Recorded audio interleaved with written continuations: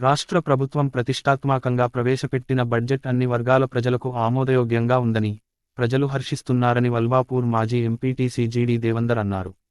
మండలంలోని వల్వాపూర్ గ్రామంలో ఆయన మాట్లాడారు.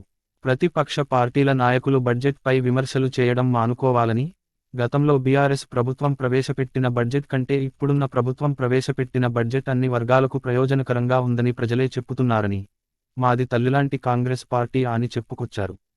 6 గ్యారంటీల అమలు కూడా త్వరలోనే సీఎం రేవంత్ రెడ్డి చేసి తీరుతాడని అన్నారు.